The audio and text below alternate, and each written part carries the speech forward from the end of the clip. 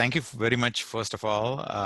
This is pretty exciting to be here. I'm excited to be here so that I could share a little bit of my experience with all of you. When I was of your age, there was no such thing that was ever offered, either in person or on Zoom. Of course, there was no Zoom at that time, but we didn't go through this process of ideation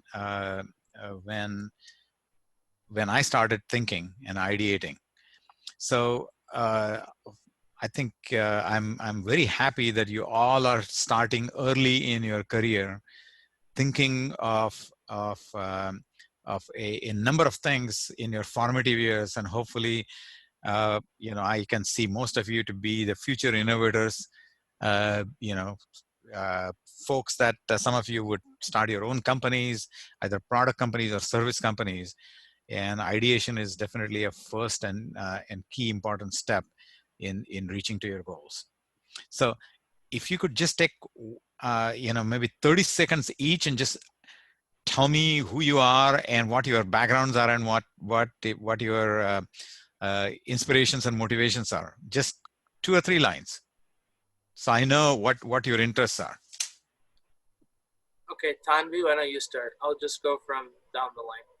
Okay. I like my dad. He has always like shown me a path in business, and then I started to actually really like it once I like started speaking to him, and I think I can really strive in it just because I kind of get what I want, and I like convincing people, and I think that is one of my biggest motivations, because I see a lot of people right now who have really high like positions and stuff, but they don't actually do anything for the community. And I feel like that's my biggest motivation. I want to get to a place and like create something that can be universally used for a lot of different statuses and people. Wonderful.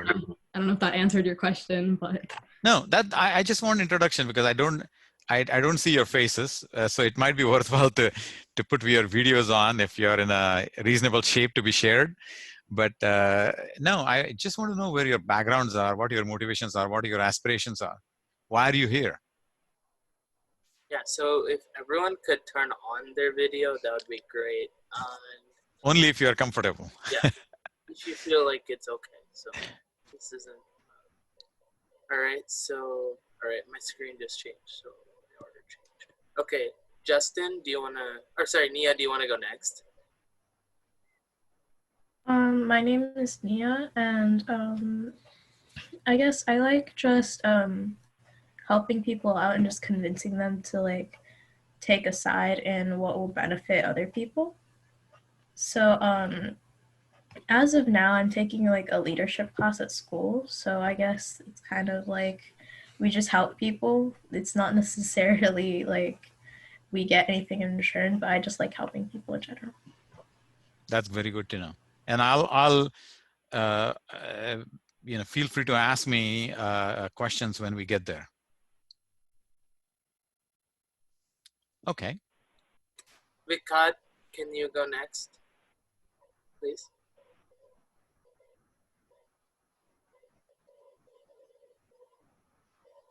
That's fine. You two can go, and then maybe we'll come back to Vikrat. Okay. Harini? Yeah. My name is Harini. I just want to like help people and communities do something. Not much else. Okay. Fair enough. Tanisha? I noticed that like I really like marketing, and I enjoy like I'm able to convince people, and so I just want to like help people out with their struggles and like make an impact on the community. Very good. Thank you, Tanisha. All right, Matthew? My name is Matthew, and I don't know, just like everyone I was surrounded with, like at my school, they're all pursuing STEM and stuff, and then just I didn't really find that much of an interest in that. And since both my parents work in business, um, I don't know. I just found it more interesting than like STEM related courses and other stuff, and just dealing with money is, I don't know, more appealing to me, I guess. Very good. Very good, Matthew. Okay, Vikat, can you share, please, if you're here? Yeah. So, um, so like inspiration for business. Is that? Yeah. So, I think, well, why are you here? What are you wanting to know? I'm wanting to know best way to start a business, make business, convince people to do things, get things, buy things from me, something like that. Okay. All right. Anybody else left? Nope, that's everyone. Okay. So first of all, thank you very much. At least I have a general background. The one good common thing was all of you are wanting to do something. That's very good. Some of you might be after money, and that's what you want to make. Some might be, some of you told, you might be interested in helping the community because there are problems. Some of you, although did not speak, I would assume some of you are interested in changing the political system that we are in, whether you like it or not, whichever way you want to go. But you are a new generation, and you are wanting to make America better. Or there might be other product ideas that you might have and want to eventually turn them into businesses. So I know you all are as I can see you, all of you have very serious faces. I don't want you smile a little bit. It's okay. I want you to enjoy while what you're learning. Interrupt me anytime. Ask questions. That's the way you're going to get to learn what I have to say. So I'm going to talk about product ideation, and part of the reason why I'm here is because one, because I was invited. Number two, because I have gray hair, so that means I have some experience in life. And just to give you a quick idea, if I can turn on the. So this is just a. Actually, I found my most good-looking photograph to present to you. But I think just a way of quick introduction, I currently run a consulting business focused on Internet of Things and digital transformation. And in the past, until 2016, I was at Intel about 20 years or so. I have about 40 years of experience in high tech, 20 years at Intel. I was a director of innovation. And I was actually, last 2 years from 2014 to 2016, I was also doing an internal startup that was funded by the CEO. So some of you asked about, hey, I'm really good at convincing. I'm really good at telling people. So let me tell you a story. I had an idea in my brain, and I thought it was going to be a kick-ass idea, which would make millions of dollars for Intel. So I went around at Intel probably for 1 year, telling my ideas to people, senior executives, and saying, "Hey, look at my idea," and nobody paid attention. Some of them said, "Yeah, great idea, but go away. I have other important things to do." Some people say, "Don't bother me. This is not on my priority list." So I got about a year worth of no's. So the point there is, if you have ideas, you are going to get a bunch of people telling you how dumb, stupid, idiotic those ideas are. And my resolve has always been, if somebody tells you it's an stupid, idiotic, and moronic idea, that means it has a lot of potential in the future. Okay? So the very first lesson you need to learn is, if you are convinced and if you're passionate, and if you truly believe in your heart that that's the best idea, hang on to it. just don't get discouraged by people who tell you this is not important. So after a year, I asked for a one-on-one with my CEO. This was a $53 billion company, and I had to struggle for it. And I finally got 15 minutes with my CEO. So I went to him with 5 slides. And basically the slides basically said something like this: hey, this is my vision of changing the world. Here is how I'm going to do it. By the way, here are some key problem statements that which I'm trying to resolve. And then I said, here is 8 quarter worth of milestone.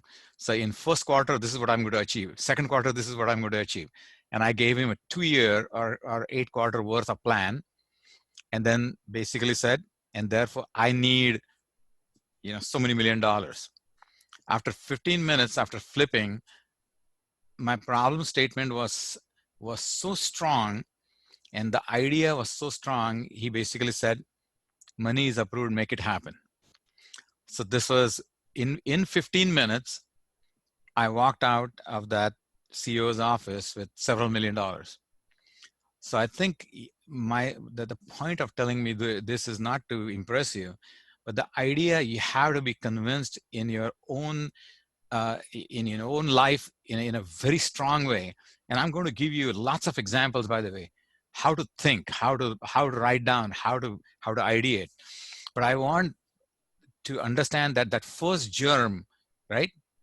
That's the first germ of an idea is extremely important. You have to think through. You have to think through in your sleep. You have to think through while you're taking a shower, while you're driving. This has to be, the idea has to become a part of your DNA, brain's DNA. That's how it's important to be able to, visualize, see the idea in action. So that's one point. So right now I'm part of 2 startups. One is a healthcare services startup, and how that came about is also pretty interesting. I know we have lots of slides, but I think you guys will probably enjoy stories more than slideware, because I'm going to leave slideware with you. So I'm an advisor to the University of Oregon Executive MBA group.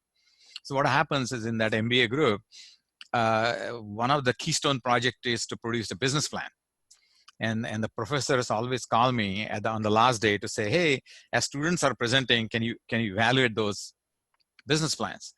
So I look at them, a dozen or so, and then I picked up one that just struck a chord with me and said, hey, and the term I used is, hey, I see a lot of cheese down the hole.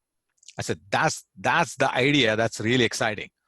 And you know what the idea was? The idea was creating a company that did something very similar, and it's an Uber business model for nurses.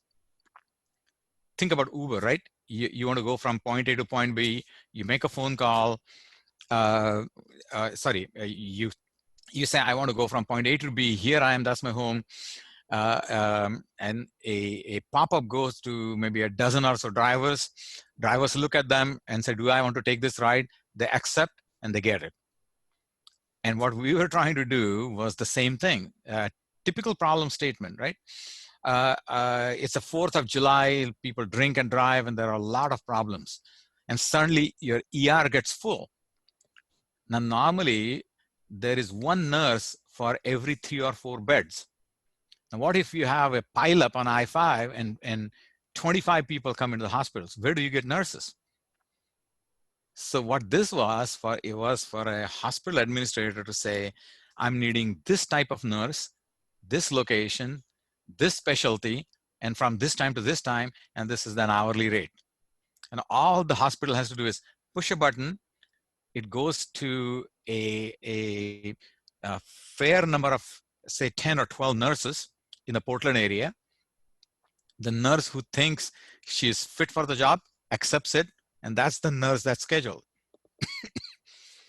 So it doesn't take, you have to, ideation is all about creating ideas, either in your brain or in writing, in pictures, what have you, right? I'm also doing a startup with another one, which is related to COVID-19 virus detection.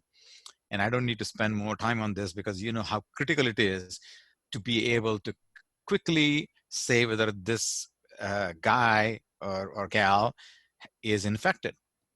Coming to school, now we are into a problem whether you guys are going to go to school or not. Well, if we had a mechanism, you know, just like when I enter into a company, I put my badge on, and it gives me a green signal. That means he's really an employee, and I walk in, or gives me a buzzer, red light, says, hey, something wrong with it. I want things to be as simple as I walk into the school, I tap my badge, and it tells me, no, you're infected or not infected.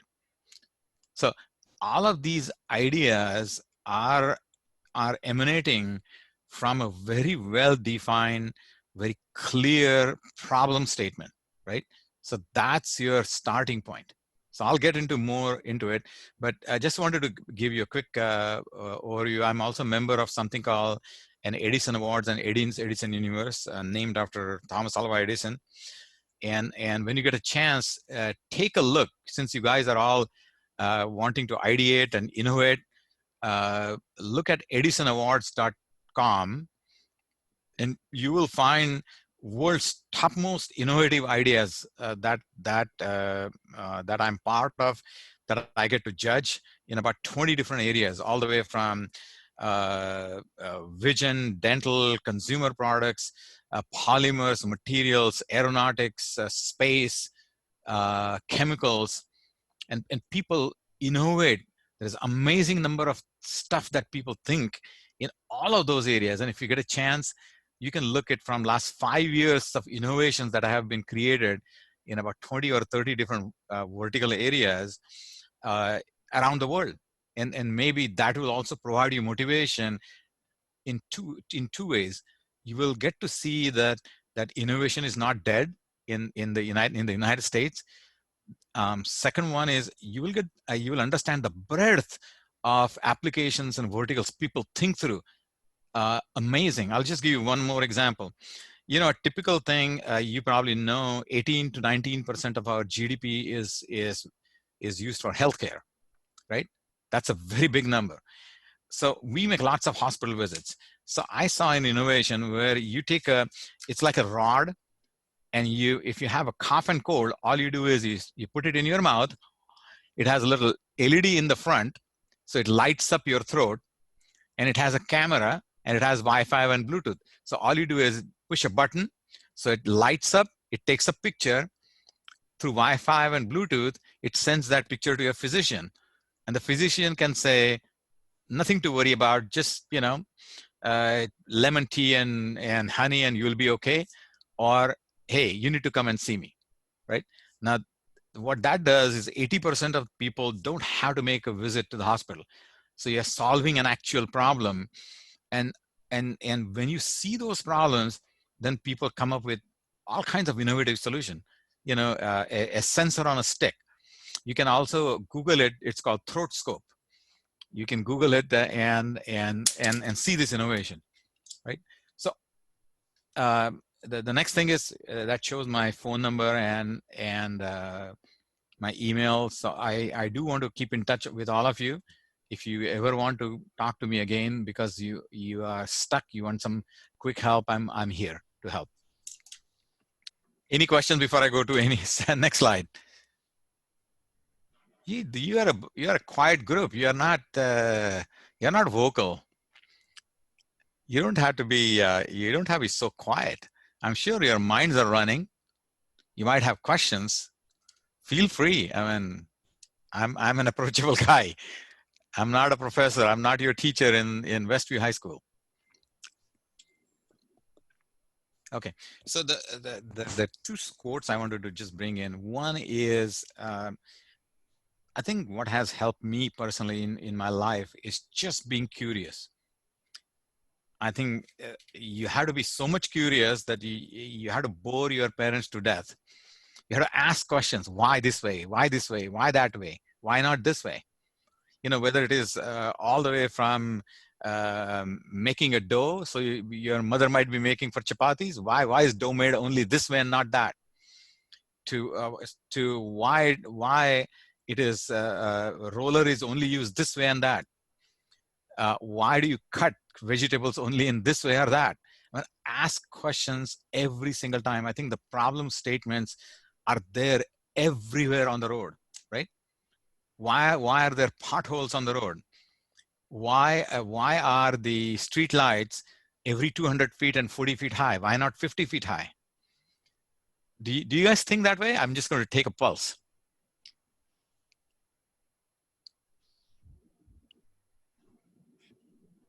I don't think I do, but like on the daily basis, I don't. But I think when I'm like in a point of boredom where I have nothing to do but just look around, I think then I'll be thinking about the like tiny details on like why certain things are the way they are.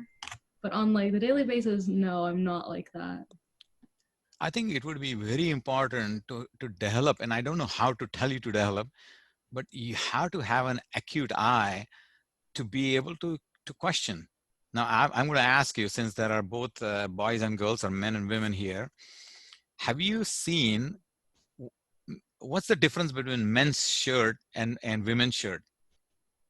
The cut, the men's shirt have like, it's a higher collar, while the women's shirt most likely have like lower collars, and it's a different cut for the arm sleeves. What else? Like colors, obviously, and then print. Fabric is different most of the time. For men, like I've seen with my parents' shirts, my mom's are a lot softer, and they're more like, I don't know, they're just like. Sorry, Tanvi, I think I'm not hearing your voice. We lost your audio. Oh, my bad. Yeah, you cut out. Do you ask questions to parents? Why is, hey mom, why is your fabric softer and dad is rougher? I mean, you might find it totally trivial. One thing that I was hoping you would understand, do you know which side the buttons are sewn on women's shirt and men's shirt? It's on different sides because in old Victorian times, men used to dress themselves, but then women used to have maids to dress themselves. So then to make it easier for other people to dress you, they put the buttons on the other side. Okay, now you're cooking.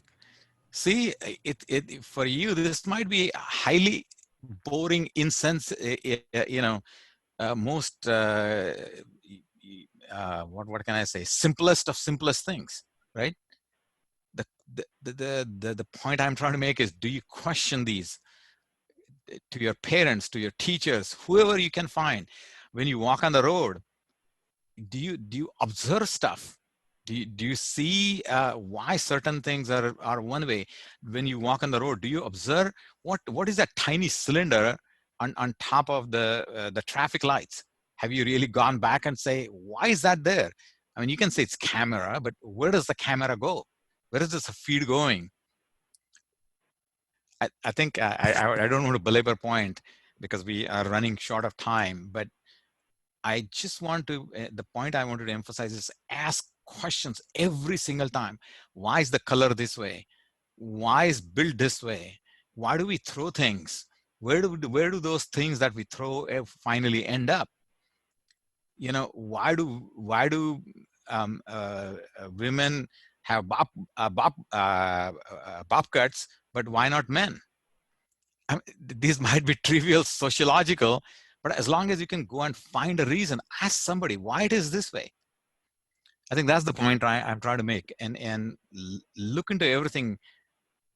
Think about when you sleep tonight, what would it take for you to observe, which is very obvious?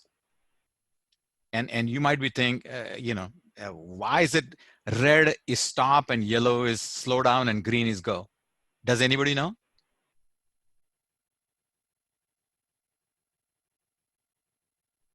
Guys, come on, this is supposed to be interactive. If you don't know, it's okay to say, I don't know, but talk to me.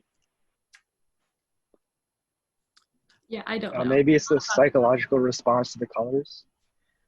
Okay, so I'll give you an assignment. Go back and find out. It has to do with the frequency of the light and ability to penetrate through fog and being able to see at a longer distance. So do your own Googling. I think I have belabored the point quite a bit. I think the point is question everything. Why is this way? Why is this way? Right? So going back to Einstein's quote, it's important thing is not to stop questioning, right? Ask, and ideation is the second part, which is once you have a problem statement, then you need to get into imagination and start ideating. And that to me is more important than knowledge. Knowledge is something that you will gain eventually, but imagination and curiosity are two things. My suggestion is take an 8x11 paper, write on it 2 words, curiosity and imagination, and post it in front of your bed. Every morning you get up, tell yourself, hey, I'm going to be curious, I'm going to be imaginative if I'm going to be doing innovative work, and if I'm going to do ideation. Okay? Do I hear a promise that you will do it? Yeah, sure. Yeah. Yes. Okay. So I'm not going to go, I'm just going to give you a quick example, and I'm going to zip through because I need to also spend some time and give some exercises.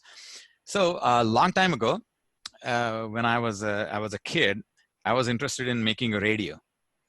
And I made a radio with a transistor and a 9-volt battery that you can see there.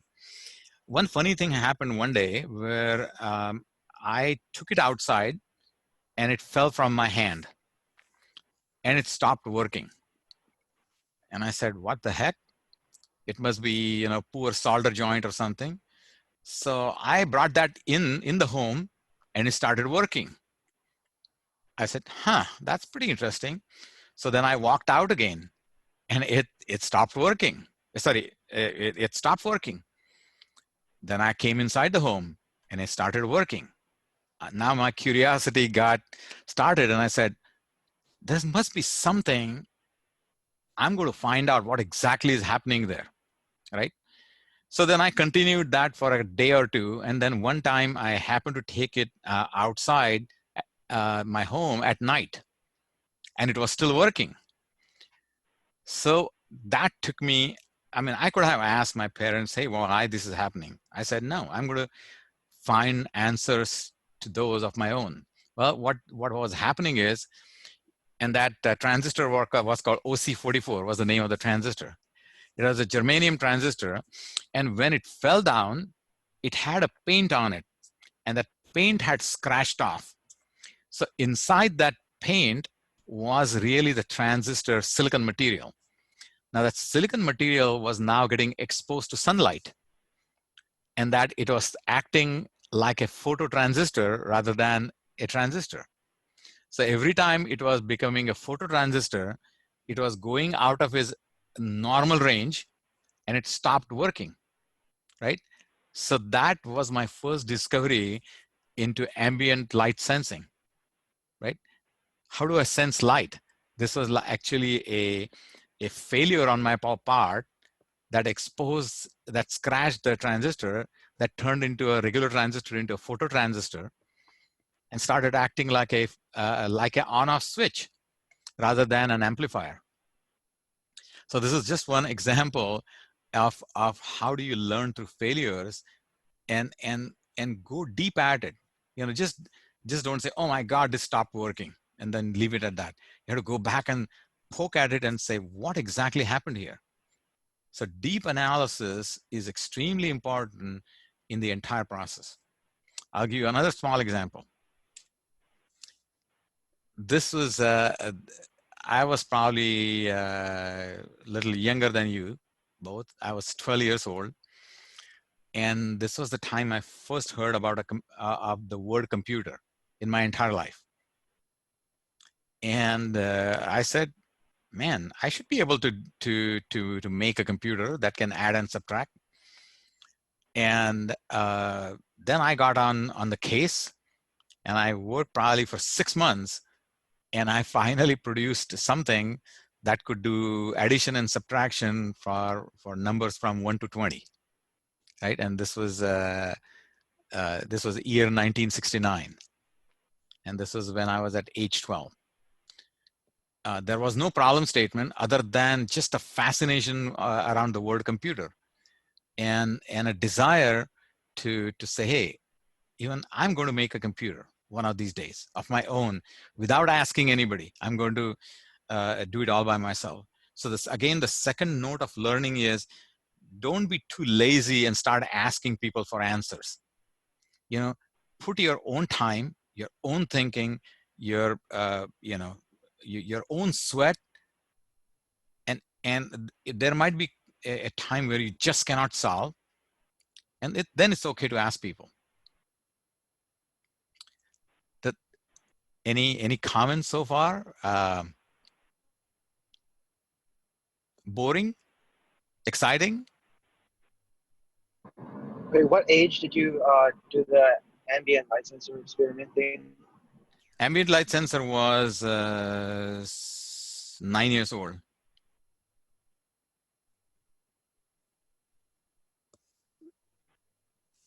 So, you know, 9, maybe 10. But again, I'm not, the purpose of this is not to glorify me. The purpose of this is to really communicate that before you can even start ideation process, how well you are honing onto a problem statement. Trust me, if I spend 1 hour with you, every 12 seconds or 10 seconds, I can tell you problem statements after problem statements after problem statements after problem statements. In my room, in my home, in my kitchen, in my chappals, shoes that I'm using, to everything else, right? You can look at your shoes and say, my God, I still have to lace them. And I spend 45 seconds in just lacing the shoes. Can I just do that automatically? And Nike has already solved that problem with self-lacing shoes, right? So that's the point I'm trying to get at. So before I jump into, I want to go through some quick things. First of all, I call it a BUT principle: businesses, usages, technologies, right? So business is a loose term. What that means is, at the end of the day, whatever you are thinking or wanting to do, whether it's a social cause, if it is for the community, whether it's a product or a process, there has to be a way to make money. And money doesn't necessarily mean dollars. It could be just helping somebody. If you help another kid with a math problem, there is no business focus, but there is an end result, right? So you have to be able to envision what your objective is. The second thing is really focus on solving a customer/user problem. And I use customer and user because both might be different, right? And in that case, you have to really understand who the user is, and there might be many users, right? So for example, if you have a car, then you might be a user, your dad might be a user, your mom might be a user, and all of them have different needs. All of them have different needs because your age is different, your heights are different, whether you can reach the accelerator, the length of your leg is important. So you have to really know what it takes. It's also important to understand user experience. That means if your dad works for Intel, he's probably a high-tech guy, and he has different expectations of what user experience is, versus your mom or versus you. You might have different expectations of what experience you want. You might be more interested in saying how easy it is for me to connect my iPod to my car. And maybe dad doesn't care. Dad is still in your DVD days, and he still wants to insert a DVD. And the third, technology, is the last thing. So hear me out again. You have to have a strong understanding of the business or the end result expected. You have to understand what problems you are solving, and what would it take for the customer/user to be happy. And then technology is just a tool. By the way, I'm a pretty nerdy technologist, and if you hear that from a nerdy technologist saying technology is the last, I really mean it. It's a tool from my Many technologies that are in my brain, it's just a tool from my tool chest to solve a business problem and to slash and solve a user problem. Now, that's the but is required, but there are a few more things that are required. One is you have to look at new and innovative ways of looking at a solution. All of you know there was a printed film, and came along the innovation where we started taking pictures on a CMOS chip rather than a silver paper. Just having an idea and innovation is not enough. Then you have to know what you are making, why you are making, when you are making, where you are making, how you are making, and who to do with. Because eventually you are going to need a team of people with complementary skills in order to get whatever your ideas are off the ground. It's also what your leadership style is. If you are the leader, if you are the CEO, if you are the chief guy, you have to know that you are working with people, and you have to have a careful balance of task relationship, how to energize team, how do you get them behind your shared vision. If you are the person with ideas, you might be all excited and somebody else might not be. So how do you bring them at the same level of excitement? And that means you have to create a shared vision. And eventually you have to be able to create an imagery in front of you, what that thing is going to look like. When all problems are solved, what would it look like eventually, right? So somebody who is now developing autonomous cars, somebody was envisioning that today people are driving, humans are driving, but somebody envisioned how it would look like in the future. With that in mind, having the imagery of what winning looks like, then you ratchet it back and go back to the starting point. Questions? Or looks like you are just too impressed with my speech. No, guys, come on. There must be questions. Either that, I'm just wowing you guys away.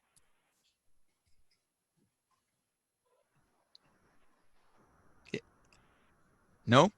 No. Somebody talked about, hey, I can convince people, right? You have to be able to sell your technical vision and drive business decisions. What I mean by that is there are probably 3 or 4 or 5 different ways of achieving. When I was looking at, COVID testing in one of my startups, we had the choice of doing a breathalyzer. We had a choice of using a swab. We have a choice of having a unit in the room that continuously breathes the air and figures out if there are viruses in the room. I can put a sensing unit into the HVAC system. I mean, there are probably 10, 15 different ways. I can use a ultraviolet light to detect. I could use a chromatograph or a spectroscopy. I could use aptamers. I mean, there are probably 17 different ways of sensing, and you have to be able to make business decision as to what's the most effective way of solving a problem. The second thing, the next thing is, market needs change. So while you are thinking, and if it's going to take 1 year for you, the world is not sitting static. Everybody else in the world is thinking, and you should be able to continuously change. And the last thing, I'm not going to spend much time, you have to be able to ask questions and just be curious. So last slide on this motivational speech, if you want to call. When you look at ideas in this new world, you have to make sure that your ideas are not point solutions. Your ideas need to be sustainable. If you create a widget out of something, you have to say, is it sustainable to produce? Am I going to create plastics that cannot be recycled? How do I make it? How will people use it? If I have to repair it, would it be easier to repair, easy to support, easy to service, right? And what happens to this thing that I create at the end of life? Should I just throw it with in my garbage can and who cares what it happens, or really think about what the effect of what I create on the planet, right? Also, you have to look at the total cost, what I call womb to tomb. From the day you create to its last death of your product, you have to look at what is the total cost involved. What's the social impact? Eventually, you cannot just turn over and say, it's good for me. You have to look at it and say, what are the implications of what I do? I mean, you probably know this story where Einstein went to President Roosevelt and talked to him about creating an atom bomb as a way to end the Second World War. There were plenty of scientists who said, hey, this is a weapon we are going to create. What are going to be the effects on humankind, right? Because of the intense radiation. That's what I mean by social impact. Does it help to make people healthy, or does it make people to become couch potatoes? And the last important thing is, am I going to create solutions only for men who are white, or I'm going to create where women are included, people of color are included, people of different genders are included, right? So your ideas cannot be just as so myopic to be in one direction. So to close off this chapter, I think what you need is really the passion, grit, and resolve to be successful. Okay.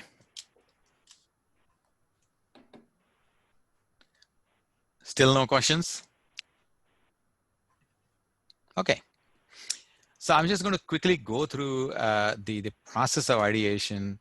I think all along I kind of talked about it, but the first is empathize to help define a problem. That's the most important. And the more time you spend on defining the problem, the better the outcome is going to be. So you help define what the problem is, and then you start the process of ideation. And we'll go through a few slides of what ideation is. Once you do that ideation, then you have to do what is a proof of concept or a prototype. So actually test it out on a very small scale, and see if there is what you thought has any stickiness with the people you are serving. And once the prototype is done, then you test it out to people. You hear feedback. So for example, you might create a product and people say, well, I cannot reach the control. I'm sitting in my car, but the volume control is too far away. Okay, now somebody's giving you feedback, and you have to incorporate that in terms of ideation. And this is a highly iterative process. It's not linear. It's not left to right. There are loops and circles, and you learn from each and every stage that's being presented here. So I'm not going to read this. This will be a slide set. Is basically the first part we are going to focus on, which is an ideation is defined as the process of creating, developing, and communicating your ideas. And the ideas can be visual, concrete, or abstract. So what you are doing is having ideas that you have to map them, because you eventually have to communicate your ideas. So you have to find a piece of paper and use that piece of paper to write down those ideas. So I'm going to show you something. I use a book. I don't know if you can see it. It just says idea book. Are you able to read it? And it has a pen. It has a pen on the side. So I keep it along my bedside, and anything crazy ideas come, I first write them down. So you don't forget, right? So that's a basic ideation process. I'm not going to go through design thinking, invention, innovation, because that's not the focus for today. But I have left it on the screen, and I'll also pass on my PowerPoint to all of you. But first of all, you have to have a ready book.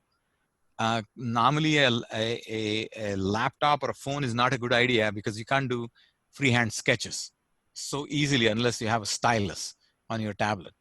If you have that, that's fine. But this to me is to have something called idea book, And I'm going to show you some screenshots of some of the idea work that I did, so you know how to actually go about doing it. Okay. I'm going to skip some of those. It's basically is the same thing, saying what is ideation. Again, it's a process to generate ideas and solutions through sessions like sketching and prototyping and brainstorming and brainwriting. These are different techniques. And I'm going to give you an exercise in another 15, 20 minutes so that you can come back and share some of your thoughts. So innovation is not ideation. It's a process that enables ideas to flow towards an impact, right? So don't conflict with what innovation and ideation are. They're two different things. But innovation without execution is only ideation. So you might just do ideate, and if you don't implement them and take them somewhere, then it's of no use. You have to take your idea somewhere. So I'm going to go through about 6 examples fairly quickly, if I can. So this is right out of my book. The way you need a little process, you put a date and time, because eventually, if you're going to turn your ideas into a patent, this sets a what is called prior art, or when did you think of an idea? So you have to put normally a date and time, and I tend to write with a ballpoint pen, so nobody can come and say later on that you didn't have that idea, that you entered it later on, right? It has to be in pen, ink, and you put a date.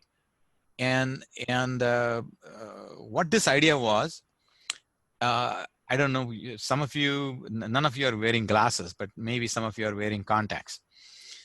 Those people who wear glasses, you go to your ophthalmologist, get your eyes checked, and you find that this tiny piece here costs anywhere from $200 to $300, right? Anti-reflective, this, that, polycarbonate, titanium, and all the marketing gimmicky things. I looked at that and I said, I took what is called you guys know what a BHAG is?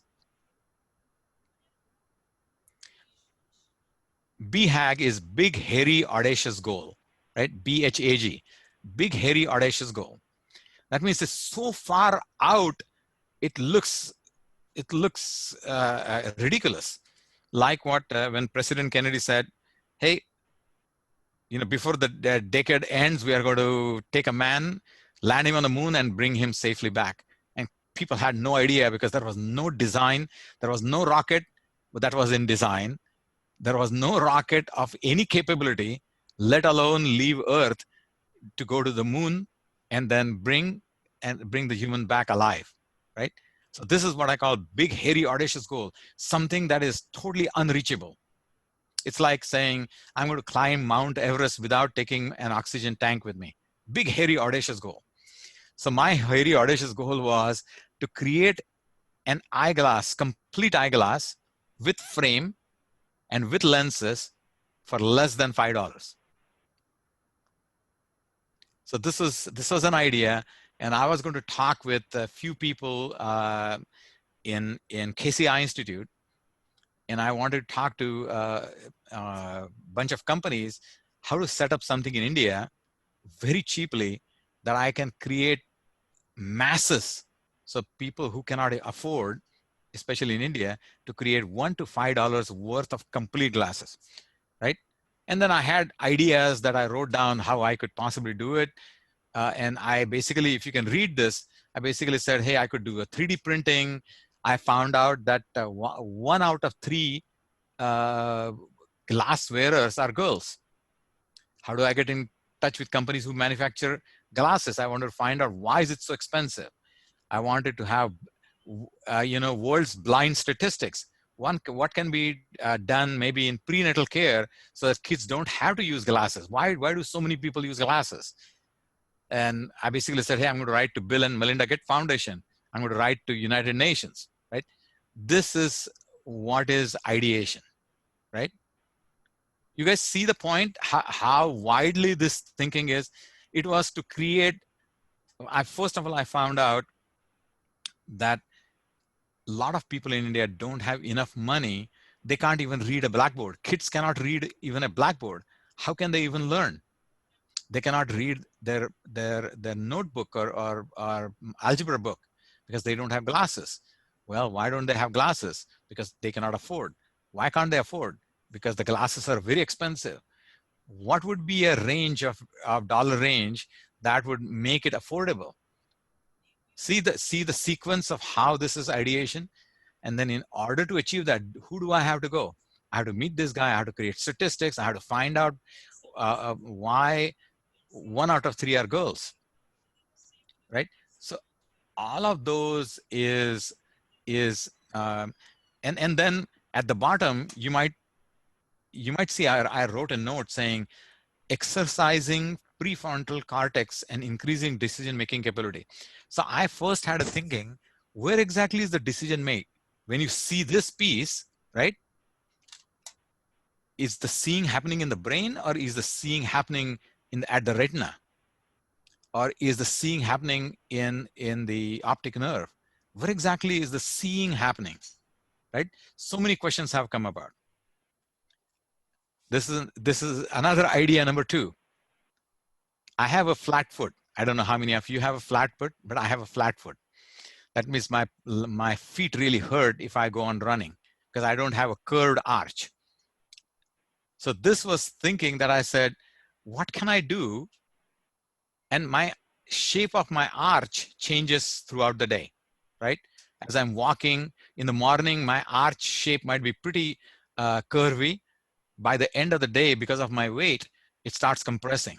What can I do so that there is a sensing mechanism and there is something that pushes my arch up so that I'm always comfortable? And it's not one sole insert. It is dynamic. So during the day, it is continuously adjusting. See, and see my notes on the side that says idea steps from equipment called, and you know where I went there, you probably have gone to the doctor and somebody's taking your blood pressure, and you have seen they have like a balloon that goes, they continue pressing, right? And the mercury goes up and then you release. I was thinking, can I put a balloon like this under my foot that is shaped in the form of an arch? See the type of writing I have done. I don't have the best picture drawing skills, but to the best that you can, you should be able to communicate your ideas. Another example, you guys have seen, I forget, I don't watch much TV, but you know, Globe Awards, right? Every year. So one time there was a lady who was like 6'2", and then along with her was Danny DeVito, and you know him, he's like 4 feet 11 inches. And Danny DeVito was looking up, trying to get in line with the microphone. And the poor lady who was 6'2", actress, she was bending down. So I said, why cannot have a stand with a microphone that automatically adjusts where the mouth is? Because mouth is the hottest part of the body, right? Because we breathe in and out from nose. Can I have a self-adjusting stand? And so I write down what are the assumption, what the concept looked like. I drew drawings. I drew some pictures, how I could do it, maybe a rack and pinion adjustment. I could have the microphone automatically adjust through software. Ideas again. Another one, this was related to car anti-skidding. You know, we don't see that much in Oregon, but we don't get snow, but when we get snow, it gets packed and it turns into black ice. And none of us can even drive on that. I can drive in snow, but not on black ice. So what can I do in the car to be able to have a pretty harsh contact between the car and the black ice to be able to stop the car from skidding and going out of control? So I drew some drawings and how I could achieve it. right? And I try to do, draw some ideas here. Now, some ideas might be useless, some ideas might be unworkable, some ideas might be workable, who knows? But at least I had a mind map. Another one, I basically said, hey, have you guys seen transparent LCD screens? If you haven't, so it's a LCD screen, but you can see through it. You might have seen it maybe, where could you have seen it? Maybe Macy's or somewhere. You can see the LCD, you can see the writing, but you can also see through. It's a glass. So my idea was, by the way, Karthik, I can't hear you. You're on mute. I think I know what you're talking about now. Right. I had an out loud moment to myself. Yeah. So what this idea was is, why can't I make windows out of LCD, and I can darken them by software? Whether, I can use this window screen and I can draw pictures. I mean, my windows here in my back are just plain glasses. Why can't those be decorative windows why can't I put pictures in my windows? So my house looks attractive from outside. Why can't I completely darken it so that if there is a bright sun, that I completely stop sun rays from coming in? And that would have immediate impact on my refrigeration unit or AC unit, right? It would have to consume less energy. This was another one, and this is the last one, and I'll move on. I think you get the idea. I'm sure you guys floss. And every day what I do is I pull out a 12-inch floss fiber. I'm holding it and I'm putting, going mouth this way and mouth that way, and trying to reach the last tooth. And in the process, my fingers are getting all scratched because it's so tight. So my idea was, every day before going to bed, I'm spending 12 inches of that material, which I throw away. Plus, it's so complicated. Can I create something like a toothbrush that I just go in, and my hand is outside, and it automatically strings the flossing fiber ever so smoothly, half an inch at a time. So I do 1 or 2 or 3 through teeth, then I pull out a little, another 2 or 3, pull another. So I only use maybe 2 inches and reduce the plastic waste. So here are some drawings how I could do it. Anyway, I want to stop here and ask questions, because I'm giving you some ideas. This by the way, why don't I maybe spend 2 slides and then stop? I had a weird idea. Plants grow food by using sunlight, chlorophyll, and carbon dioxide, right? I asked this question to many guys and they have not been able to answer. Why can't I implant chlorophyll in my skin? So when I go outside and walk, I can use carbon dioxide and sunlight to prepare my own food. Why do I have to go to grocery store? Just like a plant, if I can create my own food under my skin, a lot of the food related problems will be solved. Not only that, I would be taking in carbon dioxide and exhaling exhaling oxygen, just like plants do. Now, this is an example of what I call the crazy, you are out of your mind, Sandhi.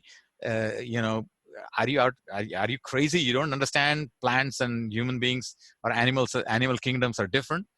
But it's still worthwhile to ask that question, saying, why can't my skin make my own food? I'll skip this, but I want to leave a point, which is, I would suggest you all become abnormals, okay? Because no ideas, inventions, or innovations have come from normal people. You have to become weird, nerdy, ask questions, go crazy, because only crazy people can create innovative ideas. And that's my key point I wanted to make. I wanted to, before I go into exercise, I want to stop here, and before I give that exercise, please give me some feedback, because I'm not hearing anything back. So do you see where I'm going, what I'm trying to communicate to you? It's, if it was in person, it would be pretty easy to ask you. On Zoom, it's rather difficult. So, we'll go around the circle, maybe take a minute or two. I want each one of you to give me some comments and feedbacks as to what you are thinking so far. Why don't I call out name? Let's start with our leader, Karthik. Okay. So like I've gone through this process multiple times before. I have a LLC under my name and stuff like that. So like I've done a lot of ideation and innovation myself. So like a lot of this is stuff I've heard from other people and other camps that I've participated in, and it's really like, it's what you said is really, really important. You have to think outside of the box. If you say, like, if someone tells you A plus B is equal to C, you can't just acknowledge that it's A plus B equal to C. You have to really think and ask yourself why A plus B equals to C. And sometimes that's true, but just because someone tells you that it's true doesn't mean you should believe it until you yourself have come to the conclusion that it is true. So like, you have to really think outside of the box and really analyze everything that happens on like a daily basis. So like, the smallest issue in your life can be turned into like the greatest business innovation. Absolutely. It's the basic everyday things that really resound in people, that people really want and look for. And that's how you make your impact on communities. Like I saw most of you guys were talking about local impacts. Talking about, I mean, like literally the street over there has like 4 potholes in it. And like, I tell myself every time I have to not drive on these potholes. But if there was something, this is just something that popped into my head right now. But like, if there was something I could do where I'm able to report that there's this many potholes on this street, and I'm able to communicate to a construction company that this is here, then it's like addressed much faster than them chancing upon it themselves and going, oh, okay, I can use this opportunity to make money and solve this. Where I'm reporting it, it's taken care of much faster. So absolutely, simplest things. Yeah, and maybe that's going to be your exercise. How about Justin or Nia? I think everything you said was like really important, and I liked like some of the topics you brought up was really interesting, and I just like, I liked your stories and how you think about like when you write it down, it makes it so much easier to like understand people. And then like me myself, I can't write on a computer because like my ideas won't work, but then on paper it feels different because you can like freehand and like doodle and draw and everything. Yeah. I think what you said is absolutely right. I mean, eventually you had to turn the computer on, you had to turn a tablet on, you had to find where your stylus is. This is literally on my bedside, and my most creative ideas come either when I'm asleep, or the first thing when I wake up in the morning, or when I'm going into bed, or every day. And by the way, the problem that Karthik showed, uh, it's a very interesting problem that I have thought through. So I'm going to give you an exercise, but at the end, I also want to hear what your solutions are, what your ideation looks like. And then we'll maybe close with what I was thinking. But how about you, Tanvi? Everything you said, genuinely, I have read in textbooks and stuff. My dad, when he did his MBA, I read his books sometimes when I get really bored. So whatever you said definitely resonated to things that I've learned before. And it also got me thinking about how everything is like very common nowadays. So when people think, we tend to think alike. So when I was looking at different startup companies that came up in 2020, there were at least 100 different like online banking apps that came out.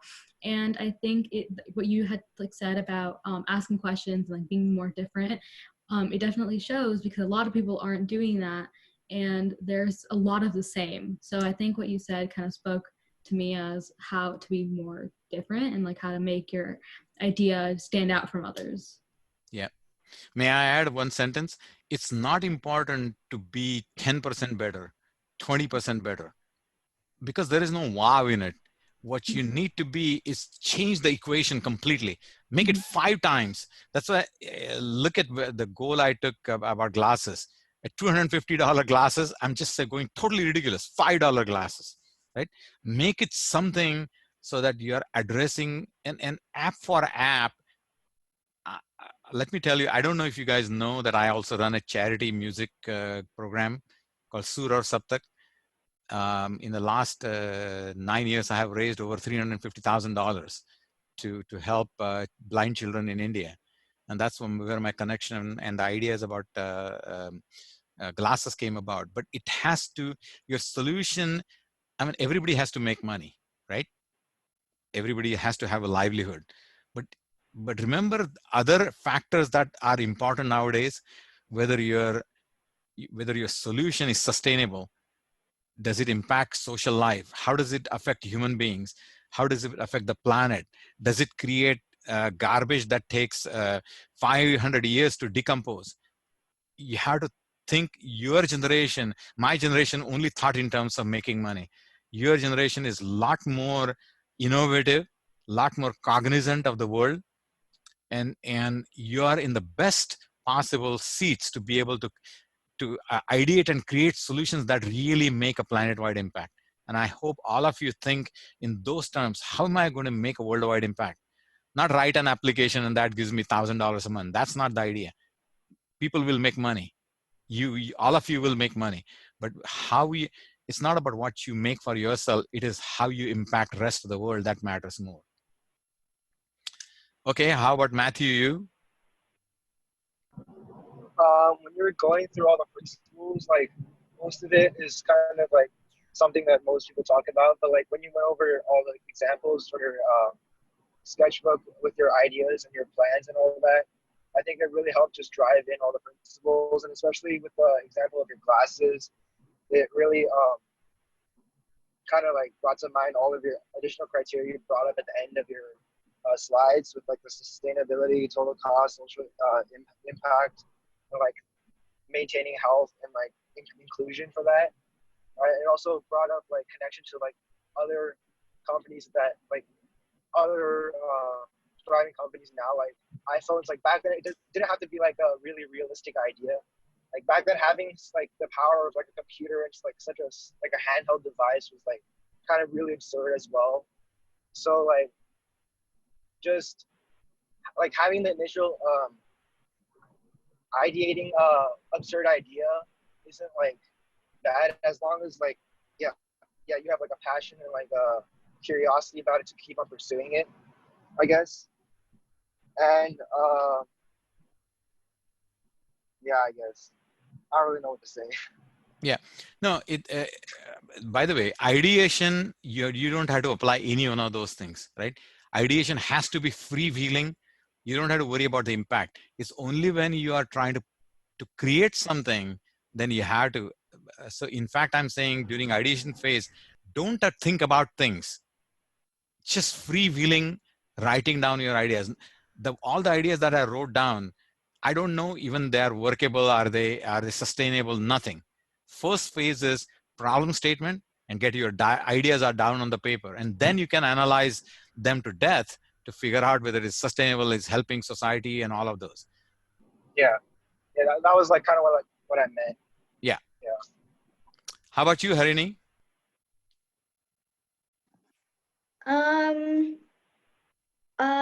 It kind of inspired me on how you like talked about making, you know, getting, ideas about how, like the glasses and like the shoe thing. I'm also flat-footed. Usually when I hear someone making like a new invention or something that's going to help the community, usually I hear the same things. Like, hearing your stories has helped me think more out of the box.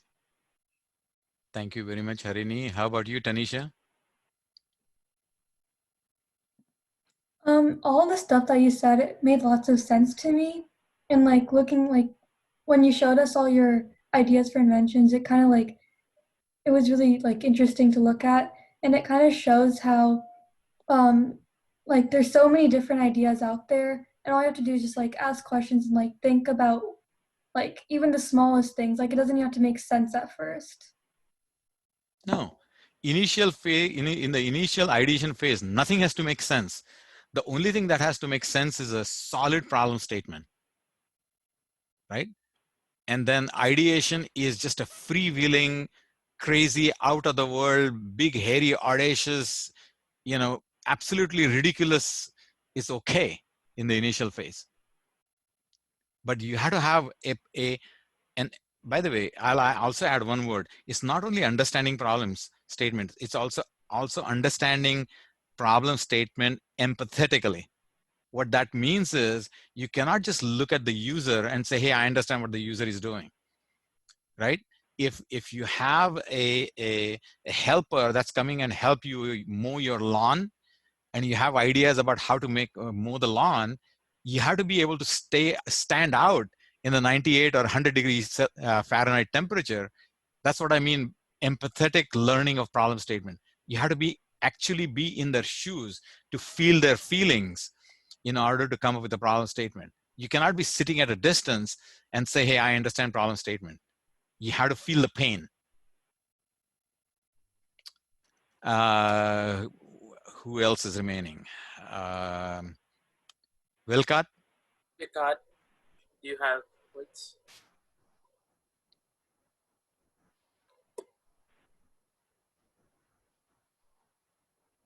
How about you? How about you, Vikat? My audio keeps cutting for some reason. I couldn't hear half the stuff you guys said. Now you have an assignment. You have to go back and analyze why your audio doesn't work. No, I mean it. This is exactly the point. You have to be able to analyze, go back and say, why the heck this doesn't work? Maybe it's a loose connection. Maybe it's a driver problem. Get into the solving mode. Anyway, go ahead.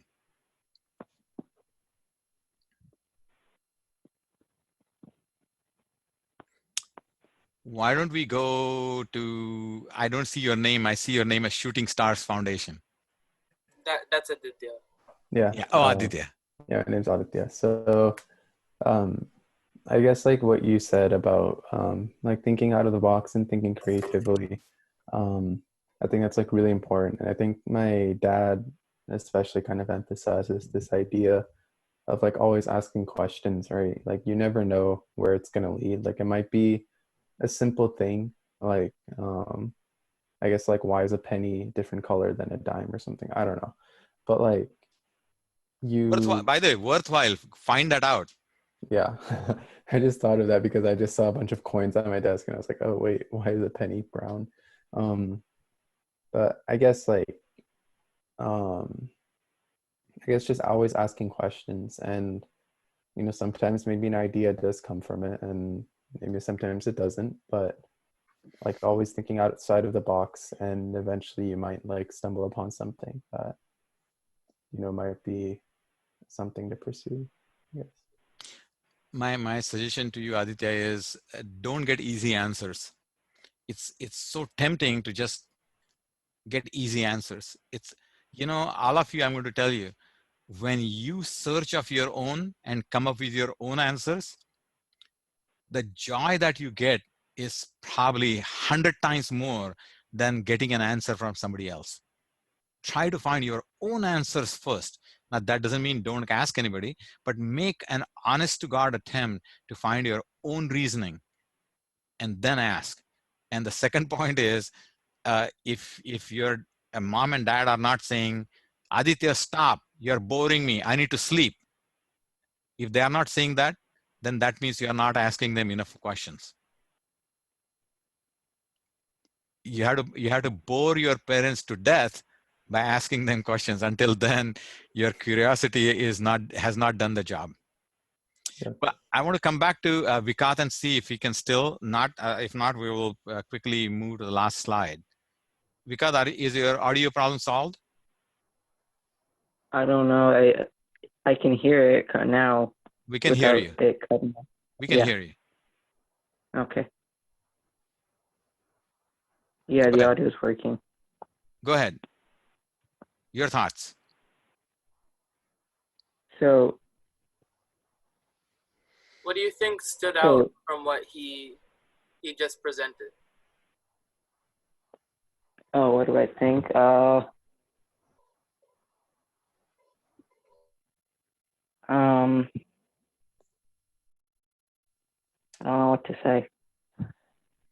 That's fine. Think about it. What I want you to do is, the ideation is defined as a process of creating and developing and communicating ideas. I wanted to ask Karthik if we have any cushion of going beyond 5 for about 5 or 10 minutes, or we are at a dead stop at 5. We are clear till 5:30. Okay, so I would each one of us maybe take 10 minutes, think about a problem that you might have already solved, problem that you might have already thought about. Maybe take 10, maybe 15 minutes to think through on one piece of paper, because we have limited time. And then take a picture of that. And then I want to go round robin in the same fashion that I asked you. Take a picture so that you can share it on the screen.